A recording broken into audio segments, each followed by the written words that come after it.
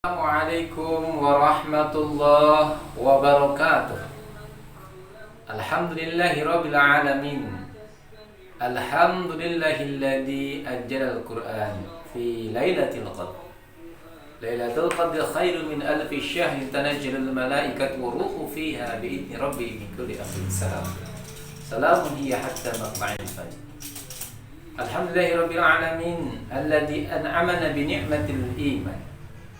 أنعمنا بنعمة الاستقامة أنعمنا بنعمة الأخوة أشهد أن لا إله إلا الله وحده لا شريك له وأشهد أن محمدا عبده ورسوله قال الله تعالى في القرآن الكريم أعوذ بالله من الشيطان الرجيم شهر رمضان الذي أنزل فيه القرآن هدى للناس وبينات من الهدى والفرقان فمن شهد منكم الشهر فليصم وَمَنْ كَانَ مِنْكُمْ مَرِيضًا أَوْ عَلَى سَفَرٍ فَعِدَّةٌ مِنْ أَيَّامٍ أُخَرَ يُرِيدُ اللَّهُ بِكُمُ الْيُسْرَ وَلَا يُرِيدُ بِكُمُ الْعُسْرَ وَلِتُكْمِلُوا الْعِدَّةَ وَلِتُكَبِّرُوا اللَّهَ عَلَى مَا هَدَاكُمْ وَلَعَلَّكُمْ تَشْكُرُونَ وَإِذَا سَأَلَكَ عِبَادِي عَنِّي فَإِنِّي قَرِيبٌ أُجِيبُ دَعْوَةَ الدَّاعِ إِذَا دَعَانِ فَلْيَسْتَجِيبُوا لِي وَلْيُؤْمِنُوا بِي لَعَلَّهُمْ يَرْشُدُونَ.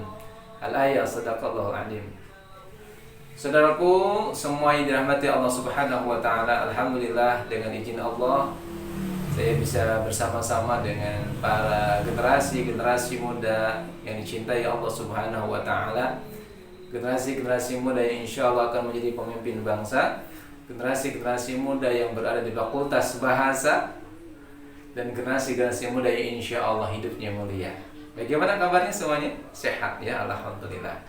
Mudah-mudahan walaupun di rumah saja, walaupun sudah tidak di kampus, belajar di rumah ya. Dan mudah-mudahan semangat kita tetap, apalagi kita berada di bulan Ramadan. Saudaraku, hari ini topik kita, obrolan kita hari ini adalah bicara tentang Ramadan di tengah pandemi ya. Kita harus meyakini, saudara yang dirahmati Allah, bahwa semua kejadian yang baik maupun yang buruk, semua kejadian di dunia ini semuanya sudah diketahui oleh Allah, telah dicatat di Lauh Mahfudz. Itu keyakinan orang beriman. Termasuk hari ini, ketika Ramadan kali ini, kita tidak bisa menikmatinya seperti dulu ya. Dulu ketika kita Ramadan, kita masih ada di kampus, kita bisa beraktivitas ya. Beraktivitas, mengadakan kajian-kajian, ikut kajian-kajian yang ada di masjid ataupun di mushola ataupun di kampus. Namun hari ini Allah takdirkan lain. Bahkan beberapa tempat di kota-kota, mungkin juga di beberapa tempat yang lain, para ulama, majelis ulama mengatakan bahwa dianjurkan untuk tidak melaksanakan sholat tarawih di masjid, sehingga masjid menjadi sepi, yang biasanya banyak sekali orang yang tadarus di sana ketika malamnya. Bahkan hari ini juga ada di antaranya saudara-saudara kita yang kemarin tidak sempat pulang ke rumah karena banyak aktivitas, dan hari ini harus tertunda pulangnya karena ada larangan untuk mudik ya. 24 April resmi pemerintah melarang warganya untuk mudik ya ke kampung halaman untuk memberikan usaha agar COVID-19 ini segera berakhir. Saudaraku, semua yang terjadi ini semuanya atas takdir Allah, ada dalam izin Allah, ada dalam pengetahuan Allah. Termasuk Ramadan hari ini, kita berada di tengah pandemi Corona ini. Mudah-mudahan ini kita membawa hikmah yang banyak, dan kita harus yakini bahwa memang sudah diukur sama Allah, kita akan mampu menjalankannya dengan baik insyaallah. Nah, saudara yang berbahagia, berbicara terlebih dahulu tentang ujian atau musibah, Allah sampaikan dalam Al-Quran, A'udzubillahi minasyaitonir rajim, Bismillahirrahmanirrahim. Am hasibtum an tadkhulul jannah wa lamma ya'tikum masalul ladzi khala min qablikum masathumul ba'sya wad-dharra wa zulzilu hatta yaqula rasul walladzina amanu ma'ahu mata nasrullah ala inna nasrullahi qarib. Ya. Amasibtum an tadkhulul jannah. Apa kamu mengira kamu akan masuk surga sebelum datang kepada kamu ujian? Seperti ujian yang Allah berikan kepada orang-orang terdahulu. Mereka diberikan kegoncangan jiwa, baksa, ya, darra, zuljilu. Sampai orang-orang beriman, sampai Rasul dan orang-orang beriman mengatakan, "Mata nasrullah?" Kapan datang pertolongan Allah? Dan Allah mengatakan, ingatlah, pertolongan Allah itu dekat. Baik, sebelum kita akan bahas secara mendalam tentang bagaimana kita menghadapi Ramadan di tengah pandemi ini, saya akan sampaikan terlebih dahulu hakikat dari ujian. Jadi kita sebagai hamba Allah nih, ya, teman-teman semuanya sebagai hamba Allah, pasti Allah akan berikan kepada kita ujian. Karena ujian itu sunatullah. Seperti makan dan minum, begitu juga ujian. Ujian itu ya sunatullah. Dan sunatullah ujian itu adalah kebaikan. Di balik ujian ada kebaikan. Sunatullah kesulitan itu kemudahan. Jadi di balik kesulitan pasti ada kemudahan. Sebaiknya kita menjadi pribadi yang berani dan tegar menghadapi ujian, gitu. Berani dan tegar menghadapi cobaan. Kenapa? Sesungguhnya di balik cobaan itu ada kebaikan. Nah, saya akan sampaikan terlebih dahulu teman-teman, ada 3 macam ujian yang akan diberikan oleh Allah kepada kita. Ada berapa? Betul, ada 3. 3 ujian ini yang akan Allah berikan kepada hambanya. Nah, ketika hambanya ini mampu untuk menjalankan dengan sangat baik ujian ini, insya Allah Allah akan berikan kepadanya muhtadun. Ulaika alaihim shalawatun min rabbihim wa ulaika humul muhtadun. Baik, kita akan bahas lebih dulu 3 ini, ya. Yang pertama, manusia ini akan Allah berikan baksa. Ujian yang pertama namanya baksa. Silahkan dicatat, namanya apa? Betul, namanya adalah baksa. Apa itu baksa? Baksa itu adalah ujian yang sifatnya ringan. Dalam bahasa Arab ada yang disebut dengan labasa. Labasa itu tidak apa-apa. Kalau dalam bahasa Indonesia, labas. Jadi baksa itu adalah ujian yang sifatnya ringan. Ujian yang sifatnya ringan. Nah, karena ringan, maka sesungguhnya ini ada dalam kemampuan kita, ya. Nah, setelah Allah kasih kepada kita ujian yang sifatnya basa, yang kedua Allah akan berikan kepada kita ujian sifatnya darra. Darra ini lebih berat, ya, atau dikatakan ini ujian berat, ya. Setelah dikasih ujian ringan, manusia akan dikasih ujian berat. Dan yang ketiga, Allah akan berikan kepada dia ujian yang begitu berat, namanya zuljilu. Dampak dari zuljilu adalah goncangan jiwa. Nah, 3 ini dalam kehidupan akan datang ke kita, ya. Yang pertama baksa. Baksa itu ujian ringan. Contoh ujian ringan seperti misalkan kita ke masjid, ya, mau ke masjid, hujan. Hujannya adalah hujan rintik-rintik. Ini baksa. Kira-kira datang nggak ke masjid kalau hujan? Nah, ini ujian ringan. Artinya ujian ringan itu tinggal kita pakai payung, selesai. Dalam hidup ujian ringan itu ya sifatnya ada dalam kemampuan kita. Nah, yang kedua ada disebut dengan darra. Darra ini adalah ujian yang lebih berat. Kalau tadi hujan rintik-rintik, kalau darra itu hujan beserta angin, beserta apalagi, beserta petir. Dan kalau kita datang itu pasti misalkan pakai payung pun tetap basah, gitu. Misalkan tetap kita berangkat ke masjid basah. Ini ujiannya sifatnya darra, ya. Nah, darra kalau dalam berangkat ke masjid, ya. Yang ketiga zuljilu, goncangan.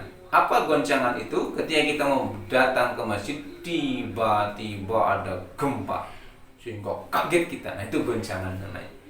Nah, di dalam hidup kita akan ketemu dengan 3 ujian ini, teman-teman. Satu sifatnya baksa, sifatnya ringan. Yang kedua darra, sifatnya berat. Yang ketiga zuljilu, goncangan. Kita semua akan Allah berikan 3 ujian ini, dan itu sunatullahnya. Nah, termasuk sekarang kita diberikan oleh Allah sebuah ujian pandemi 19, COVID-19. Di mana letak COVID-19 bagi kita? Ini termasuk pada ujian yang sifatnya darra, ya. Bagi orang yang tidak terkena COVID-19 ini darra. Tapi bagi orang yang terkena COVID-19, keluarganya terkena, itu zuljilu, goncangan. Kenapa? Ada kekhawatiran di sana. Nah, baik. Berarti kalau begitu hari ini kita sedang dikasih oleh Allah ujian, ya, ujian yang cukup berat bernama COVID-19. Lalu, kalau hari ini kita bahas tentang judul yang bernama judulnya puasa di tengah pandemi corona berarti puasa di tengah ujian. Betul? Ya. Puasa di tengah ujian. Bagaimana kita mampu menghadapi puasa di tengah ujian? Bagaimana kita bisa menjalankan puasa secara produktif di tengah ujian? Gitu. Nah, saudaraku yang berbahagia, mari kita akan bahas bersama-sama bagaimana penyikapan kita saat kita sedang puasa, lalu Allah berikan kepada kita ujian. Ya. Ingat disampaikan di dalam Al-Qur'an bahwa ujian itu adalah untuk membuat kita ini dekat dengan Allah. Kita misalkan lihat di kisahnya Nabi Yunus, ya. Ada sebuah perkampungan, sebuah negara namanya Ninawa. Itu masyarakatnya saat itu adalah masyarakat yang paganisme, ya. Dia ini tidak mau bertauhid. Dia berimannya kepada berhala. Bahkan dakwahnya Nabi Yunus itu dilecehkan, diketawakan. Sampai Nabi Yunus akhirnya merasa tidak mampu, akhirnya beliau mau pergi dari Ninawa, mau pergi keluar. Dan sebelum pergi, Nabi Yunus mengatakan kepada orang-orang Ninawa pada waktu itu, aku akan pergi dan 4 hari lagi kalian akan bertemu dengan bencana. Gitu, kata siapa? Kata Nabi Yunus. Dan mereka tertawa terbahak-bahak karena gak mungkin lah. Akhirnya Nabi Yunus pergi dari kampung Ninawa melalui laut, dan seluruh kampung Ninawa berpesta pada waktu itu. Wah, mereka berpesta dan menganggap bahwa dia menang dan Yunus kalah. Gitu. Hari pertama pesta, hari kedua pesta, hari ketiga pesta. Dia berpesta terus sampai hari keempat. Ternyata dia apa yang disampaikan oleh Nabi Yunus belum kunjung datang, sehingga mereka tetap gembira. Namun tiba-tiba ketika hari kelima, dia menemukan sebuah suasana alam yang berbeda pada waktu itu. Alam menjadi gelap gulita, bertumpuk awannya, matahari tidak terlihat sehingga betul-betul gelap.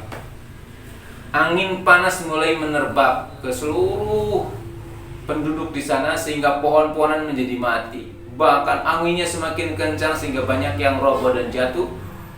Hewan-hewan semuanya pada teriak, pada lari-lari, begitu juga dengan anak-anak kecil pada menangis. Seakan-akan akan tergambar sebuah ujian yang sangat berat kepada kampung Ninawa ini. Semuanya pada panik, semuanya pada khawatir, dan mereka semuanya berdiskusi, ngobrol, ini dari mana nih? Ini kok ujian seperti ini? Dan mereka meyakini bahwa ujian itu bukan datang daripada berhala-berhala yang mereka sembah itu. Kenapa? Karena mereka begitu sangat taat kepada berhala itu. Ini pasti bukan dari Tuhan ini, tapi pasti ini dari sesuatu yang lebih besar daripada berhala-berhala saya ini, gitu. Berhala kami ini. Dan dia ingat apa yang disampaikan oleh Yunus alaihissalam, itu Nabi Yunus alaihissalam, bahwa dia sudah menjadikan akan terjadi sebuah bencana yang sangat besar. Karena terlihat begitu sangat kelamnya, ya, begitu sangat mengerikannya suasana itu, sehingga para tokoh mengumpulkan para pemuda untuk mencari Nabi Yunus alaihissalam, untuk datang ke para tokoh itu menghadap, dan para tokoh mau minta maaf dan akan beriman kepada Nabi Yunus alaihissalam, kepada Allah dan kepada Nabi Yunus. Nah, saudara yang berbahagia, para pemuda pun mencari, menyusuri semua tempat di sana. Di Ninawa, rumah-rumah dicari, dan akhirnya dipastikan ternyata tidak ketemu dengan Nabi Yunus alaihissalam. Orang yang dicari tidak ada. Akhirnya semuanya pada tertegun dan mengatakan, wah, ini adalah akhir dari kehidupan kita ini. Semuanya mengatakan seperti itu karena begitu sangat gelapnya, mungkin nanti akan hujan yang sangat besar, dan sudah mulai terdengar petir yang sangat luar biasa dahsyatnya. Tergambar bahwa nanti bergelimpangan mayat di sana karena gambaran dari ujian yang akan diberikan kepada kampung Ninawa ini. Masya Allah. Dan saudara yang berbahagia, apa yang terjadi kepada kampung Ninawa saat itu? Maka seluruh tokoh pada waktu itu berusaha untuk melakukan musyawarah. Dan di dalam musyawarah itu, Masya Allah, di dalam musyawarah itu dia bertemu dan menyimpulkan bahwa kita harus berkumpul di satu lapangan, seluruhnya dibawa ke sana, kita akan bertobat kepada Tuhannya, Nabi Yunus. Akhirnya seluruh masyarakat kumpul di sana. Orang-orang kumpul di sana, kakek-kakek yang tidak bisa jalan diambil sama anak muda, anak-anak diambil sama orang tuanya, hewan-hewan dikumpulkan semuanya, dan seluruh kampung Ninawa saat itu bersujud kepada Allah, menangis pasrah kepada Allah dan memohon agar azab itu, ujian itu dijauhkan dari kampung Ninawa. Dan apa yang terjadi, saudaraku? Dengan doa mereka Allah cabut ujian itu. Masya Allah. Nah, saudaraku yang berbahagia, ketika kita bertemu dengan pandemi corona yang hari ini terjadi, dan di saat kita Ramadan hari ini, apa yang harus kita lakukan saat ini? Yang pertama, saudaraku, tahapan pertama, mari kita sama-sama pahami. Satu, bahwa pandemi ini, COVID-19 ini hadir atas izin Allah. Entah bagaimanapun caranya, entah ini dulunya dibuat oleh orang dulu atau bagaimana caranya, tapi ini takdir Allah yang membuat kita semua hari ini berada di sini. Kita sedang merasakan dampak dari COVID-19 ini, dan ini atas izin Allah Subhanahu wa Ta'ala. Nah, saudara yang berbahagia, karena ini atas izin Allah Subhanahu wa Ta'ala, maka selanjutnya apa yang harus kita lakukan? Yang kedua adalah, kalau ini atas izin Allah, berarti Allah memberikan kepada kita kuasanya, memperlihatkan kepada kita kuasanya. Tidak ada satupun yang mampu menghalangi kuasaan Allah. Ya, kita punya keputusan, Allah punya keputusan. Yang menang keputusan siapa? Keputusan Allah. Kita punya kehendak, Allah punya kehendak. Yang menang kehendak siapa? Kehendak Allah. Betul? Karena ini atas izin Allah, harus kita yakini dan kita harus terima apa adanya. Ya, kalau hari ini kita harus belajar lewat daring, ya, lewat online, ya kita terima. Ini adalah bagian dari takdir Allah yang harus kita terima. Nah, selanjutnya, saudaraku, setelah kita memahami bahwa ini adalah atas izin Allah, yang kedua, bagaimana cara menghadapi puasa dalam pandemi corona? Yang kedua, kita harus sadari bahwa ini kita mampu menghadapinya. Kita mampu menghadapi ujian dari Allah ini. Kita mampu menghadapinya. Ya. Dan yang ketiga adalah, ini pasti diundang oleh dosa kita.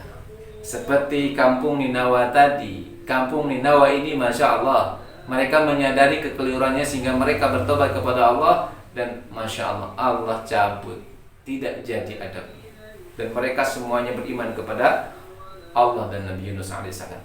Masya Allah. Nah, ujian itu disebabkan oleh dosa kita, sehingga kita fokusnya bagaimana kita banyak bertobat kepada Allah. Maka kalau tema kita hari ini, bagaimana cara puasa di tengah pandemi corona, kita harus memanfaatkan puasa kita ini untuk mendapatkan ampunan dari Allah Subhanahu wa Ta'ala. Kenapa? Karena kemungkinan besar ujian yang Allah berikan kepada kita ini karena dosa-dosa kita. Bagaimana? Kita sekarang dilarang untuk masuk ke tempat-tempat sucinya Allah. Kita tidak bisa umroh, kita tidak bisa menjalankan i'tikaf di Baitullah. Beberapa tempat tidak bisa menjalankan sholat Jumat, dan tidak bisa melaksanakan tarawih di masjid. Ini berarti ada unsur dosa di dalam diri kita. Maka bagaimana caranya? Kita harus banyak bertobat kepada Allah. Ramadan ini kita maksimalkan untuk banyak bertobat kepada Allah Subhanahu wa Ta'ala. Ikhtiarkan. Disampaikan oleh Rasulullah, man shoma ramadhana imanan wa ihtisaban ghufira lahu ma taqaddama min dambi. Barang siapa berpuasa di bulan Ramadan dengan iman wa ihtisaban, Allah ampuni dosa-dosanya. Allah ampuni dosa-dosanya. Artinya apa? Kita jadikan momentum Ramadan ini untuk mendapatkan ampunan Allah Subhanahu wa Ta'ala. Dan Allah janjikan kepada siapapun yang diampuni oleh Allah adalah Allah mudahkan semua urusannya. Fastaghfiru rabbakum innahu kana ghafar. Yursilis sama 'alaikum midrar wa yumdid bi amwal wal banin wa yaj'al lakum jannati wa yaj'al lakum anhar. Mintalah ampun kepada Allah Subhanahu wa taala. Innallaha kana ghafara. Sungguhnya Allah adalah Maha Pengampun. Yursilis sama alaikum midor. Orang yang mendapatkan ampunan Allah, Allah akan berikan curah hujan dari langit. Artinya mereka akan mendapatkan rezeki dari Allah Subhanahu wa taala. Yursilis sama alaikum midor. Wa yumdid bi amwal wal banin. Dan Allah akan tambahkan kepadanya harta wal banin dan anak. Masya Allah.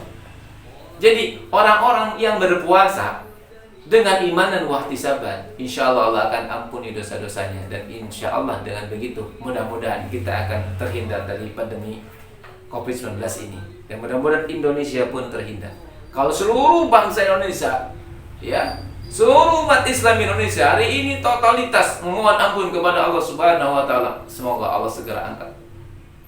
Apapun corona ini berawal dari manapun, insya Allah kalau kita minta ampun kepada Allah, Allah akan angkat dengan segera. Jadi cara yang selanjutnya adalah mohon ampun kepada Allah dengan puasa ini. Man shoma ramadhana imanan wa ihtisaban ghufira lahu ma taqaddama min dhanbi. Nah, di sini disampaikan Allah akan berikan ampunan, Allah akan berikan kepada kita ampunan kalau kita berpuasa dengan dua syaratnya. Amalan hati. Satu dengan iman, yang kedua dengan ihtisaban. Apa iman dan ihtisaban ini? Ini amalan hati. Jadi kalau kita beribadah, terus kita ini beribadah, di dalam hati kita ada iman kepada Allah, yakin kepada Allah, dan Allah mengatakan puasa itu untuk kata Allah, dan yang akan memberikan pahala hanya aku kata Allah. Ya, artinya di dalam hati kita ini saya berpuasa hanya untuk Allah. Nah, wahtisaban ini memiliki banyak makna. Makna yang pertama adalah maknanya adalah memohon ampunan atau mengharapkan secara penuh pahala dari Allah Subhanahu wa taala. Yang kedua adalah yang disebut dengan wahtisaban ini adalah menjaga hati selalu bersih. Tidak ada iri, tidak ada hasad di dalam diri kita. Nah, saudaraku yang berbahagia, kalau kita melaksanakan puasa dengan imanan, yang kedua wahtisaban, insya Allah Allah akan ampuni dosa-dosa kita. Dan kalau Allah ampuni dosa-dosa kita, insya Allah Ramadan ini menjadi momentum kita untuk kembali kepada kemudahan dalam hidup kita, insya Allah. Nah, lalu bagaimana kita memanajemen kehidupan kita di bulan Ramadan di tengah social distancing kayak begini ya? Di tengah kita ini harus membagi waktu antara kuliah, membantu orang tua dan beribadah kepada Allah ya. Gimana nih saya Ramadannya gimana nih kalau saya ini disibukkan dengan tugas, disibukkan dengan membantu orang tua, terus kapan tilawahnya? Gitu ya. Baik, saudara yang berbahagia, saya ingin menyampaikan kepada antum semuanya ya, bahwa membantu orang tua itu ibadah. Mencari ilmu adalah ibadah. Ini adalah afdal. Afdal. Dua-duanya afdal, ya. Belajar mencari ilmu adalah afdal. Allah akan berikan ketinggian derajat bagi orang yang mencari ilmu. Berbakti kepada orang tua, ini afdal. Wabil walidaini ihsanan, semuanya ada dalam Al-Qur'an. Jadi jangan ditanya lagi, terus bagaimana puasa saya? Puasa antum, puasa kalian semua diterima oleh Allah dengan dua amalan yang bagus ini. Membantu orang tua dengan ikhlas, belajar dengan ikhlas sehingga Anda disibukkan dengan itu. Tilawahnya bagaimana? Semampunya. Ya, kalau dulu kita di kampus sehari 2 juz, sehari 3 juz, sekarang mungkin 2 lembar, 3 lembar, tidak apa-apa. Tapi Anda telah menunaikan hak orang tua, Anda telah menunaikan hak mencari ilmu. Ya, insya Allah. Itu ya. Jadi justru di tengah ujian yang Allah berikan ini, mari kita maksimalkan untuk semakin banyak berbuat kebaikan. Ya. Dan kalau ditanya terus apa yang harus saya lakukan? Satu, keinginan, niat. Kalau antum punya niat mengkhatamkan Quran 2 kali ketika Ramadan, 3 kali ketika Ramadan, dan antum sibuk, saya kira tetap bisa. Karena kalau kita berniat pasti ada jalan. Walladzina jahadu fina lanahdiyannahum subulana wa innallaha ma'al muhsinin. Jadi walaupun antum berada di tempat di rumah masing-masing dan Antum merasa kok sekarang Ramadan saya semakin berkurang ya pahalanya, amalnya semakin berkurang. Kata siapa? Dan berkurang, justru lebih banyak. Kenapa? Satu, antum tidak pernah mengeluh dengan pandemi corona ini. Yang kedua, antum membantu siapa? Orang tua antum. Yang ketiga, antum belajar ilmu. Masya Allah. Itu semuanya adalah kebaikan-kebaikan yang utama. Di tengah antum berpuasa, lipat ganda. Ya. Jadi tidak harus khawatir. Aduh gimana ya, terus harus bagaimana? Ini tidak harus bagaimana, jalankan apa yang sudah antum jalankan sekarang. Bantu orang tua. Kecuali kalau antum di rumah puasa, tapi antum cuma main PS, ya itu lain. Teman-teman main PS itu lain. Ya. Tapi kalau bantu orang tua ke sawah, main masak apa, bantu orang tua ke pasar, kemana gitu. Terus setelah itu antum sibuk dengan urusan tugas. Masya Allah, itu semuanya adalah keberkahan dari Allah. Iya, Masya Allah. Nah, ada juga yang bertanya, bagaimana kalau saya silaturahim di masa kayak gini? Masya Allah, kita bisa melakukan silaturahim dengan cara lain. Itu dengan cara apa? Lewat HP, lewat telepon. Dan kita bisa mendoakan mereka. Ada 5 doa yang tidak akan pernah dihalangi hijabnya antara Allah. Tidak ada halang antara Allah dengan dirinya. Satu adalah orang yang sedang berjihad fisabilillah. Yang kedua orang yang sedang sakit. Yang ketiga orang yang sedang umroh atau haji, ya. Yang keempat orang yang sedang sakit dan sakitnya sabar, ya. Dan yang kelima adalah orang yang mendoakan saudaranya dan saudaranya nggak tahu. Nah, ini silaturahim terbaik kita, yaitu mendoakan saudara-saudara kita dimanapun berada. Kita doakan mereka, ya Allah, semoga beliau berkah, ampuni dosa ya Allah. Itu silaturahim kita terbaik. Kenapa? Doa kita ini akan naik, ya, insya Allah dikabul sama Allah Subhanahu wa Ta'ala. Nah, saudara yang berbahagia, semoga Allah izinkan kita menjadi hamba-hamba Allah yang diberkahinya. Dan apa kesimpulan yang ingin saya sampaikan dalam kesempatan ini? Apa yang harus kita lakukan ketika puasa di tengah pandemi corona? Baik, saudara yang berbahagia, puasa itu ada bukanya, betul? Dan ketika kita puasa, kapan kita merasakan haus yang sangat? Kalau saya jawab pasti ketika jam 2 siang, ya, jam 3 siang, betul? Dan tahukah kalian bahwa ketika jam 2, jam 3 itu adalah semakin dekat dengan berbuka, betul? Dan apa yang kita rasakan saat itu? Kita mengeluh, kita khawatir, justru kita semakin senang, semakin optimis. Kenapa? Sebentar lagi buka kok. Ya.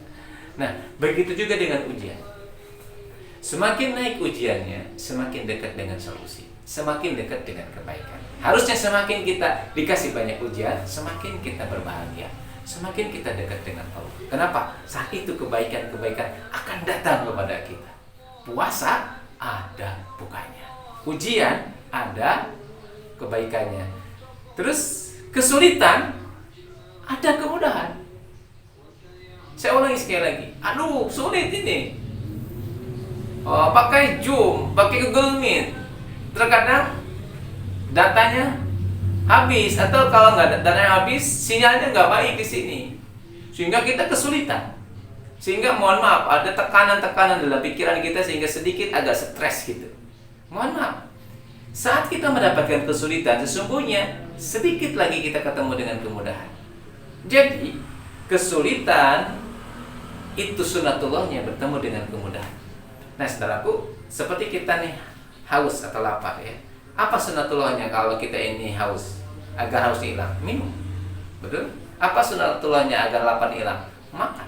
Betul? Iya. Nah, saudaraku yang berbahagia, semudah itu pula lah kalau kita ketemu dengan kesulitan. Saat kita ketemu dengan kesulitan, saat itu pula kita akan ketemu dengan kemudahan. Jadi orang yang tahu bahwa di balik kesulitan ada kemudahan, orang yang tahu bahwa di balik musibah ada kebaikan, dia akan tegar menghadapi kesulitan dan musibah itu. Dia akan menghadapi dengan berani dan tangguh. Kenapa? Karena dia tahu di balik kesulitan ada kemudahan. Jadi saudaraku, kenapa kita nggak berani menghadapi situasi kayak begitu? Kenapa kita mengeluh? Tidak boleh mengeluh. Ya. Hadapi saja. Kenapa? Di balik itu pasti ada kebaikan, pasti ada hikmah, pasti ada kemudahan. Semoga Allah berkahi saudaraku, dan saya Utsaiz Jaman memohon maaf kalau dalam kajian ini banyak kekurangan, banyak kehilapan, dan semoga Allah berkahi kita semuanya. Assalamualaikum warahmatullahi wabarakatuh.